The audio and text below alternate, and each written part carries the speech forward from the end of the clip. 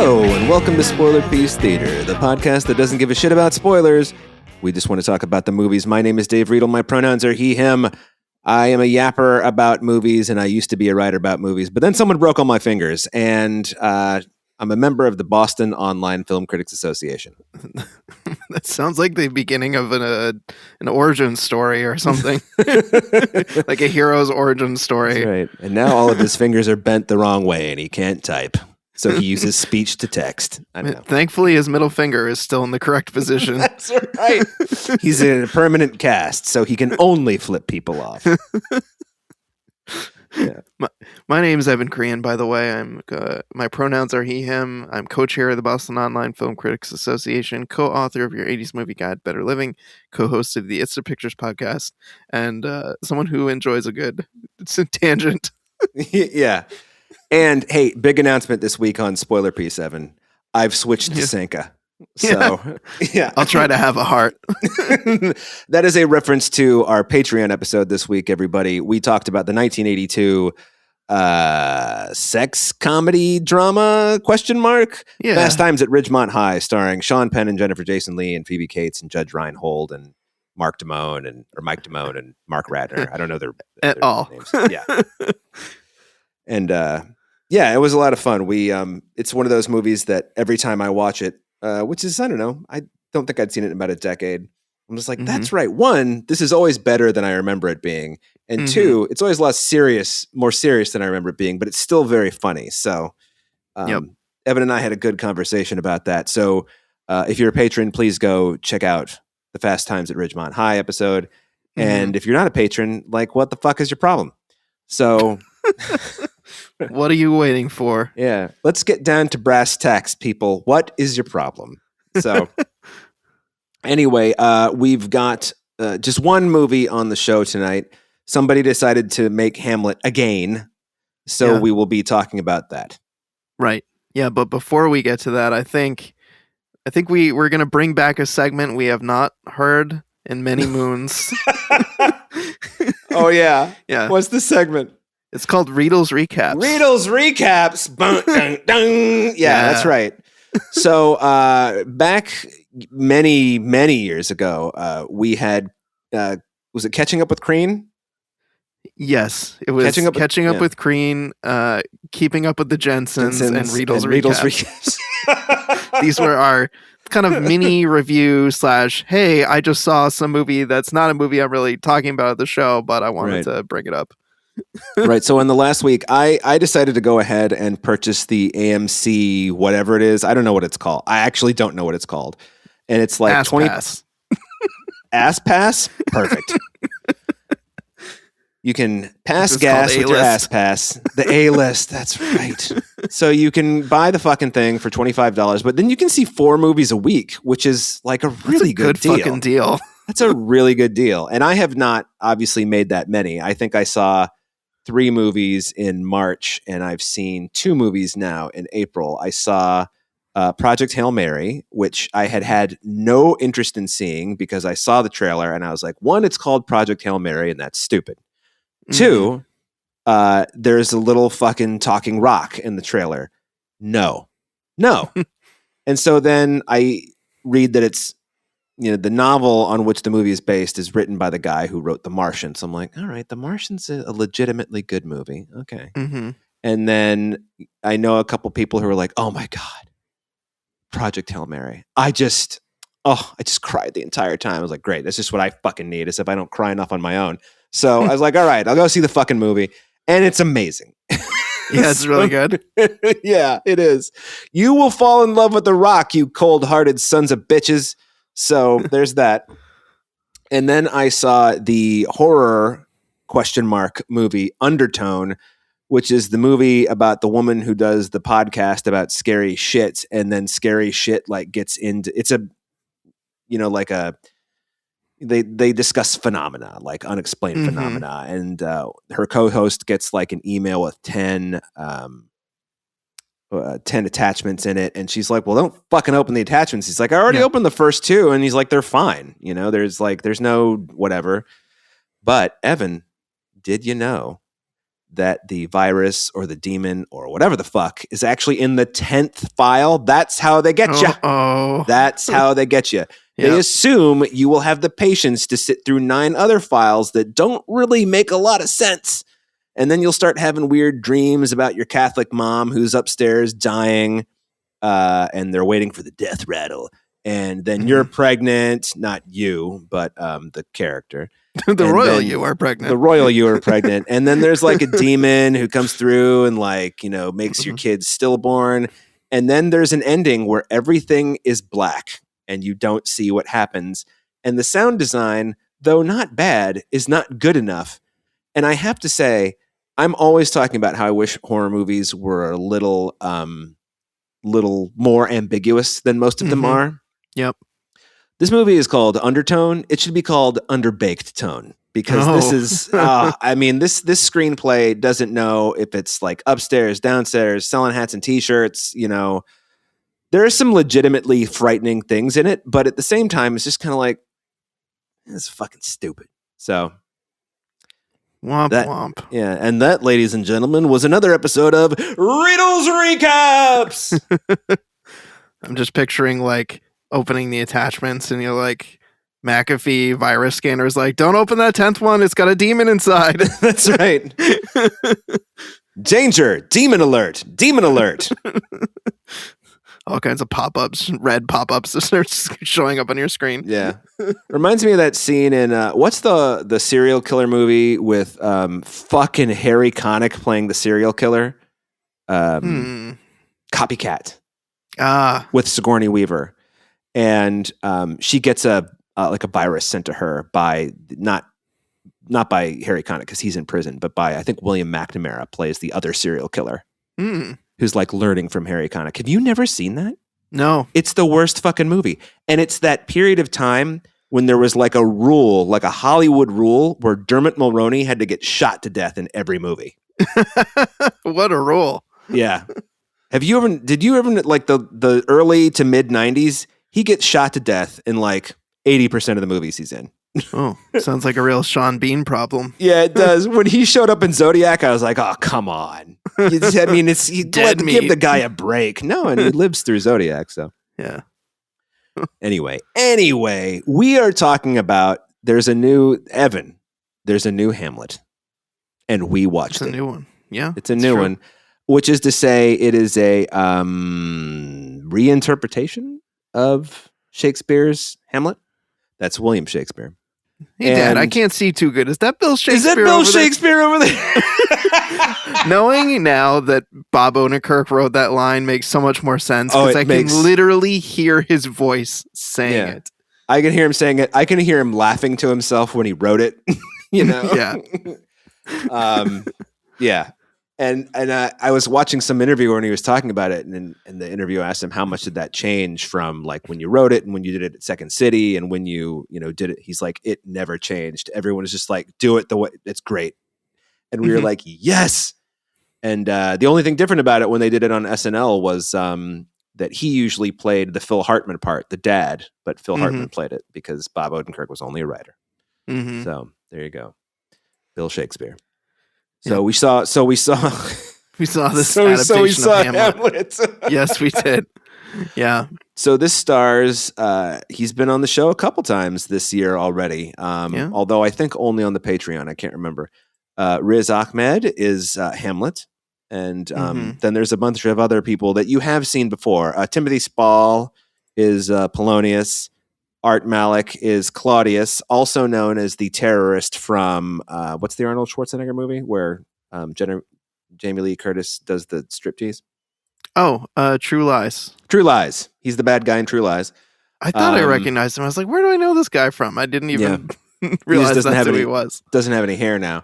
And then Joe Alwyn shows up as Laertes. I was like, this is Joe Alwyn playing Laertes, and he's quite good. So basically, this is just Hamlet, except much shorter. This tops out just below the 2-hour mark. And if you've ever sat through a production of Hamlet, you know that it runs anywhere from 4 to 5 hours. So if you've seen Kenneth Branagh's Hamlet adaptation, that clocks in at 4 hours and 6 minutes. And it is a very different from the original Hamlet. What is that like? What century is that supposed to be? Do you remember? 12th century, 13th? I'm embarrassed to say I've never actually read Hamlet. It's one of the Shakespeare's I've never read. And this is my first time seeing an adaptation of Hamlet. Oh my God. Yeah. You got a Hamlet virgin, or as we call them on Spoiler Piece, Spamlets. So, yeah. So you've never seen Hamlet. I mean, you know the ins and outs of the story, though. Yeah, I know like the broad strokes of it. But yeah, this is the first time I realized I was like, shit, I've never read it. I've read, plenty of other Shakespeare, never read Hamlet. I'm like, I don't think I've seen an adaptation of Hamlet. This is the first time watching an adaptation of it. I mean, what's crazy is I remember you one time telling me you'd read The Two Noble Kinsmen, but you haven't read Hamlet? That's nuts. I don't know whether Evan's read The Two Noble. I just picked an obscure Shakespeare. I was saying I've read more of the comedies than the tragedies. Well, all's well that ends well, Evan. So, Yeah. Well, did you Love's Labor's Lost Hamlet, or were you kind of on the fence? Were you, hold on, wait a minute. Let me impress everyone with my knowledge of Shakespeare titles. Not the text itself, ladies and gentlemen. Yeah, I can't think of anything. So I'm going to be honest. It was a bit of a tempest. Oh, zing! Wow. That was classic Crean, I think that was classic Crean. Yeah. Yeah. Some parts were real, the Midsummer Night's Dream, and other parts were kind of, I don't know, Romeo and Juliet.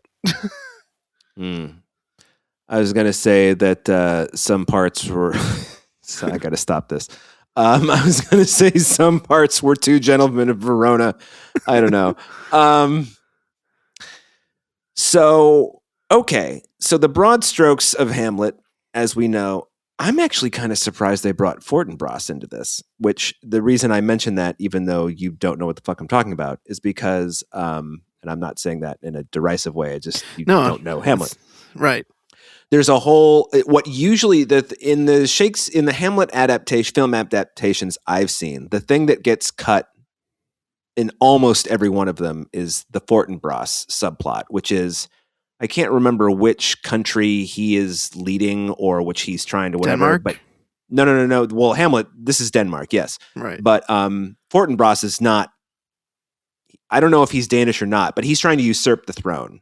Mm-hmm. And he uses the palace intrigue between Claudius and Hamlet as to, everything is going crazy during the end when they're all drinking the poison. And what happens in the play is Laertes has a poison-tipped sword, and he and Hamlet have a duel, and he stabs Hamlet with the poison-tipped sword, and then Hamlet doesn't realize he's poisoned, so somehow the sword gets Hamlet gets a hold of Laertes' sword and then stabs him with it, and so Laertes dies via his own sword, just like how they do it with the wine in this version.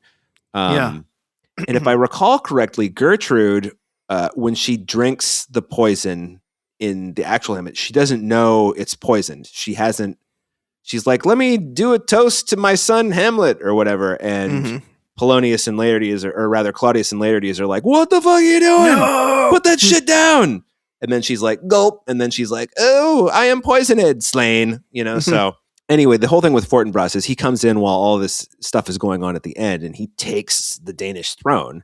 And he learns of the twisted, devious, underhanded shit that Claudius was doing. And so he has Hamlet. I don't know if you'd say he has him enshrined as a martyr or something like that. But he's basically like, Hamlet was fucking cool. And it's too bad that I had to take over Denmark this way. But he's dead, but he's still cool. And so carry him out and do it with the Danish flags and everything.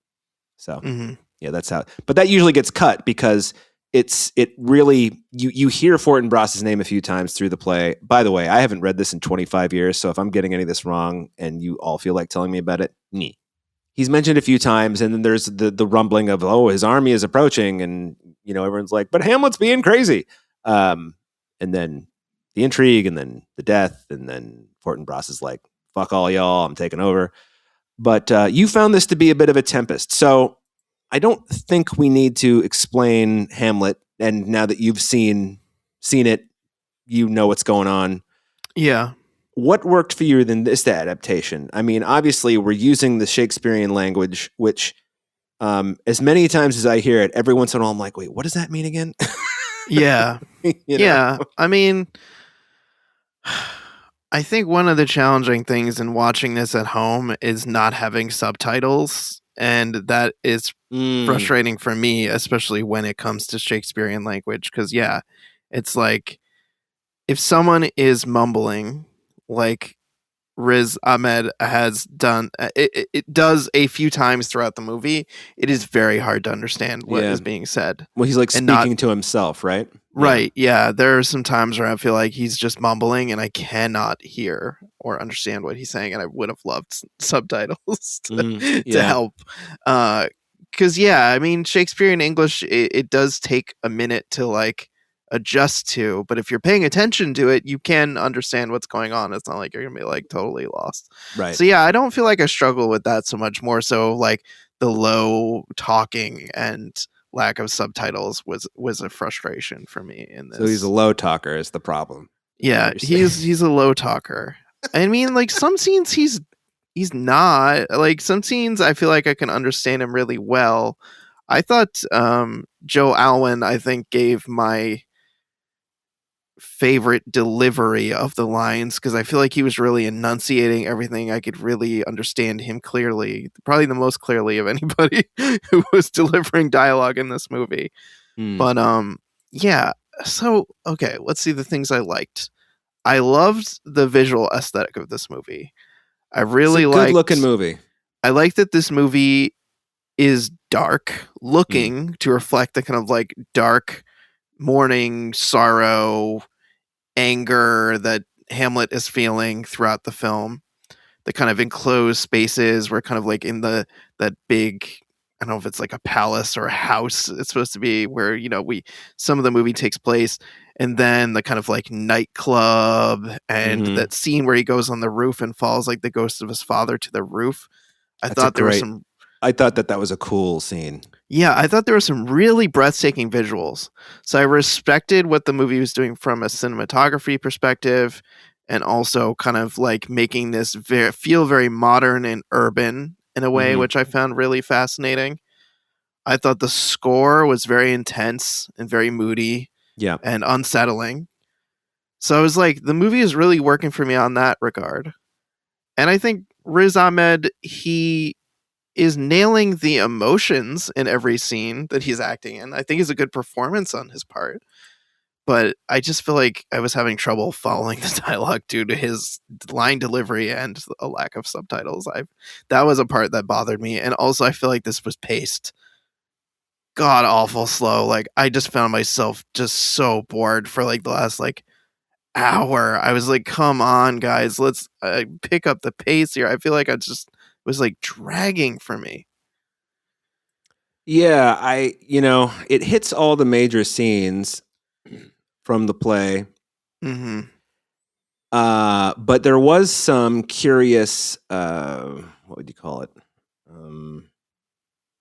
Like meandering? I'm not really sure. I mean, in an effort to get across that Hamlet is brooding, which I don't know if you saw Riz Ahmed's face, everybody, but that was some brooding going on. So some real brooding, some effective brooding, I'd say. Yeah. Well, he's an interesting actor, he's got that like slender, angular face that makes him just kind of look naturally intense. And he's got those big eyes, so he always looks very alert. But he's also remarkably subtle in other movies. And I mean, I really enjoyed his performance in, I can never remember the name of it, Sound of Metal, is that it? Where he loses, he's the drummer who loses his hearing. He's terrific in that. The movie we just saw him in with Lily James, where he was like the negotiator, the broker, the relay. Yes, he was terrific in that.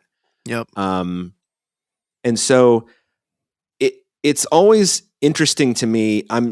When I watch a Shakespeare adaptation that keeps the language, I'm always interested, and I feel like I've seen enough Hamlets now to to just think, Hamlet must be a really hard part to play. Because, there's bits where he's like lost in his own grief. Yep. And then knowing that, this was written after Shakespeare lost his son, that, makes more sense. And then there are moments when Hamlet is acting crazy, and then there are moments when it seems like he finally has gone crazy. So the whole words, and I've never seen words delivered quite like this. Everybody, is like, what do you, Hamlet, what are you reading? And he answers words. That's what it says it's one of the few things I remember from the original text. And in this, he says words, and then he goes words like that. And it's funny.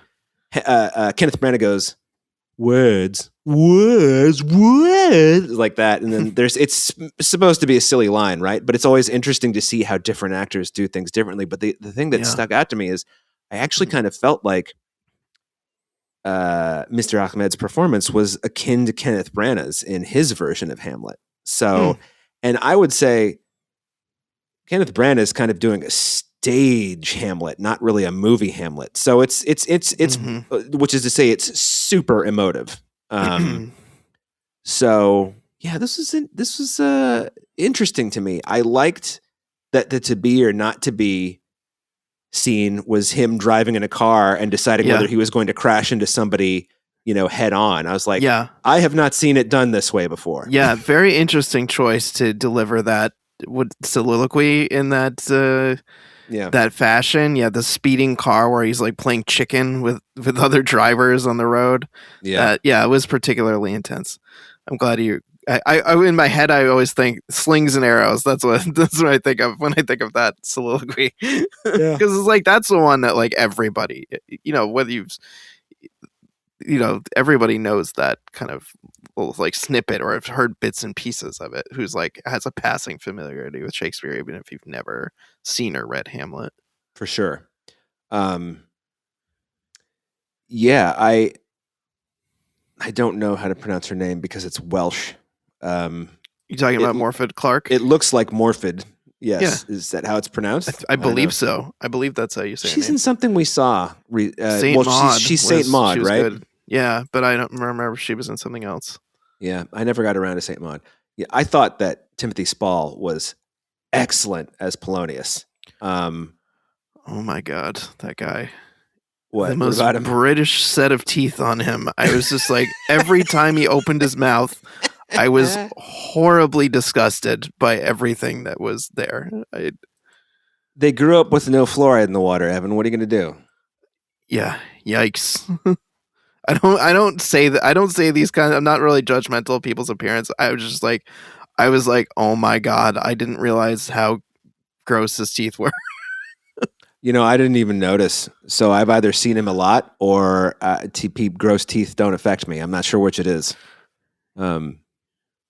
Whoops. Yeah. It's funny. I feel like this is so heavily focused on Hamlet and his inner turmoil that you actually lose a lot of like Claudius, because there's a lot of Claudius. He feels like he's barely in this movie, if I'm being honest with you. I kind of thought there would be more there with him. Me too. His mother's barely in it. I mean, they hit the important stuffs, but I got to tell you, when he was telling Ophelia, get thee to a nunnery, I was just like, I don't feel like you two actually know each other. I think they actually, she's not in the play a ton, but she's there enough to, get you some feelings. And if you watch Kenneth Branagh's, not only were she and Hamlet and Item, but they were doing some boning. So, because that's in a flashback, which I remember some people being like, Hamlet and Ophelia don't have. It's like, this is a fucking interpretation, man. Would you relax? Right. Jesus Christ. Yeah. I mean, that's one of the things about Hamlet that I think is you can change it up and set it in 2025 or 2026 and make Elsinore a slumlord as opposed to the Kingdom of Denmark, and it still works. The basic ideas still work, and then you reinvent Fortinbras to be like a a homeless guy who like rises up and takes over the slumlords, whatever. I mean, I think that works, you know? Agreed. Yeah, I did think that was an interesting angle to the story. Yeah. And I appreciated that they tried to, make it modern, but like actually modern. Because like I feel like I think of a lot of like adaptations of Shakespeare that are like quote unquote modern, where basically they're just like, let's slap them in like a country estate somewhere and have them wear like plain white shirts and things that just feel like, okay, we're basically just doing a play still, but we're like making it modern, but it's not really that modern. Yeah, and this movie does use a lot of locations. Yeah. So it doesn't, this does not, to me, this does not feel like a photographed play.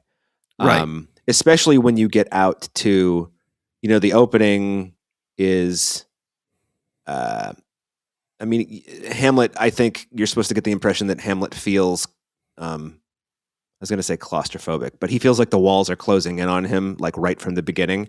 Right. And then when it sort of opens up into, he has the vision in the nightclub or whatever, and then he follows the ghost down the alley, and then he goes up to the top of the roof, and we were talking about that a moment ago. And then you've got like the cityscape and all the lights and everything's open up wide. And so it's like the ghost almost is expanding his consciousness. And I was like, I don't know if I've seen it done this way before. But then it goes back to being hemmed in, and it's like, well, I mean, the ghost kind of hemmed you in too. And, there's no, everybody said, we know that Claudius and Laertes plotted to poison Hamlet and all that stuff. But we don't actually know for sure whether the ghost is Hamlet's father and is telling the truth about how he died. It's true. Yeah, I thought that scene was really well done, like well acted by the guy who played his father, and really haunting the way that they kind of, did the effect on his voice to make it sound like it was almost kind of like echoing or like bigger, like a larger presence in the scene. Yeah. I think that was really effective. Yeah, I do too. And like you said, I really liked the score. I thought the score was. You said you liked the score, right? We're not. Yeah, no, it was very intense. Yeah, very intense, very like unsettling, haunting. Yeah. Yeah, I think. I don't know. I mean, I think I like Riz Ahmed a lot. I don't think he's bad. I think he's quite fine. But I think that the angle that he played it and the direction from Anil Karia is a little. I mean, I you want the audience to feel what your main characters are feeling, right? So they can go along for the ride. But this is a little on the intense side as far as the whole like brooding, suicidal, Oh, and this is the other thing I was going to say. I feel like Ophelia's like death, like madness and death or whatever, comes out of nowhere in this one. Like, yes, her father has been stabbed to death by Hamlet accidentally. He thinks it's Claudius, which is why he does the stabby stab. But that's why he does it in the play. Although I think he sees it's Polonius in this, right? Because Polonius is trying to choke him out, right? He stabs him in the neck. It feels more like self-defense than like I want to kill him, but I don't really. I don't think he really has much of an option based on how he's positioned with his body. I also don't think at that point it makes a difference. Like as far as Ophelia and Laertes are concerned, Hamlet killed their father. So, right, exactly. But I mean, it was like I was saying earlier about, when you watch the unexpurgated text and there's just more text, there's more subtext and there's more scenes in between. And, it seems like, I mean, I remember there's a time when they're talking about how long ago Hamlet's father died, and Hamlet's like, it was like 3 nights ago or whatever. And Ophelia's like, dude, it's been 4 months. What the fuck? Yeah. And he's like, I didn't remember that. And I just remember thinking like, it does not feel like that even in movie time. It feels like this happened yesterday or maybe, last week. Yeah. So it did feel like he was clearly not sensing time properly because of his grief. Right. but I don't think it comes across that way. I think it just comes across as the movie being like, hey, the movie's almost over, man. Like, Felia's about to kill herself. Yeah. So, yeah, I mean, I don't know. If I were the kind of person who was super passionate about Shakespeare, then maybe I would watch, like one Hamlet a week and see which one I think is best. Because there are so many of them. Mm-hmm. But I mean, even the one, I can't believe I'm going to say this. The one with Mel Gibson is not so bad. Not that we need to watch it again because he's a fucking crazy psycho, but it's not bad. Mm-hmm. But it takes a much more traditional approach. It takes place in a cold, wet castle and, clearly hundreds of years ago. And Helena Bonham Carter is Ophelia, so that it's totally legit. At least I think she is. I'm not going to look it up either. So, yeah. I think Glenn Close is his mother, which is funny because she's only like 10 years older than Mel Gibson, I think. Maybe not even that much. Right? I know. I was thinking about that. I don't know what made me think of this. Probably because, I didn't just think of this. I thought about this like a month ago when I saw Send Help. And I just remembered, Mean Girls came out like 25 years ago. That's so weird. Amy Poehler played Rachel McAdams' mom. Isn't she only like 6 years older than Rachel McAdams? So, yeah, she is, by the way. I did look that one up. It's like 6 or 7 years. That's hilarious. Yeah. Well, I mean, she's supposed to be playing 18, right? Rachel McAdams. So, anyway, I would say that if you have the inclination, I think Kenneth Branagh's Hamlet really is worth watching. It is 4 hours and 6 minutes long. So that's long. But it also has an intermission. So you could watch it you could like watch, part of it on a Monday, you could watch the other part on Thursday. It's got a great cast. I mean, Derek Jacobi is Claudius, Julie Christie is Gertrude. And it's got stunt casting, unfortunately. Billy Crystal is in it. But Billy Crystal in Hamlet? He's the gravedigger, yeah. Huh, okay. Well, there's a gravedigger that got cut out of this one. Yeah, I was like, I don't remember a gravedigger in this. Yeah, Gerard Depardieu is in it, speaking English poorly. I think, does Robin Williams show up in it? I remember he's in Dead Again, which is another Kenneth Branagh movie. I don't know why I'm talking about this. I guess it's just because I feel like when you get to like Hamlet, which is you've seen it, you've read it, unless you're Evan, and then so sue me. And then you've seen this one, but it's just like it's been talked about so much. It's kind of like, if you were going to do a podcast about The Godfather, what would you say?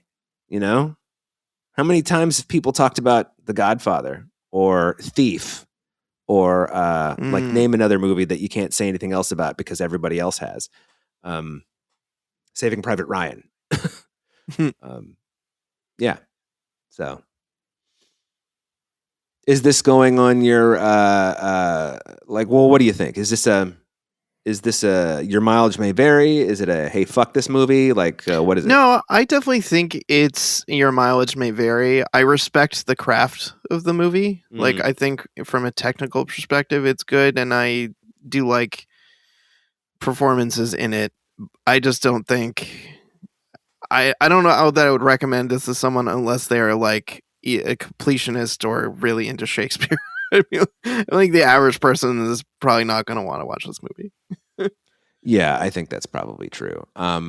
So I think aside from this movie, there are 4 other really famous Hamlets. Obviously, there's like I've been talking about the whole time. There's Kenneth Branagh, but then there's Olivier, of course, did Hamlet, like in the 40s at some point, which is, it's fine. It is what it is. I haven't seen it in so long. I don't feel like I can actually say I remember nothing except that it's in black and white.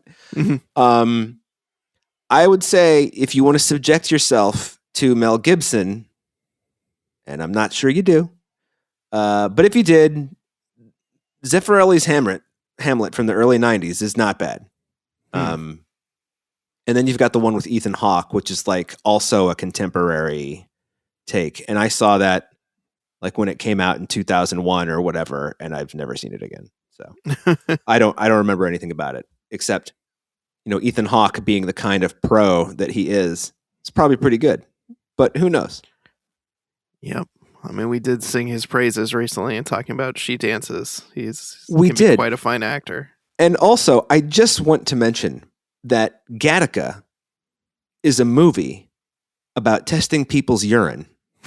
and true. He is terrific in that. He makes that movie watchable, Mm-hmm. It's a movie about testing people's urine. That's what it's about. I had not seen it in a long time, Evan, and I saw it again, and I'm like, they test their fucking pee every 3 minutes of screen time in this movie. How much pee do these guys have to pee? How much water are they drinking? Are they walking around with salt tablets, to pop in between pee sessions? It's amazing. The movie ends with the scientist who's been testing his pee the whole time being like, just so you know, for future reference, guys who are right-handed don't hold it with their left. As a right-handed man, I can tell you, have definitely held it with my left before. I'm Good just letting you know. It's, I've been on this planet a long time. Sometimes your right hand, you got to lean against the wall because you're drunk. There's all kinds of reasons. Yeah. There's all kinds of ways to pee. All kinds of ways to pee, all kinds of ways to hold it when you're peeing. How did I Ethan Hawke? That's the tangent.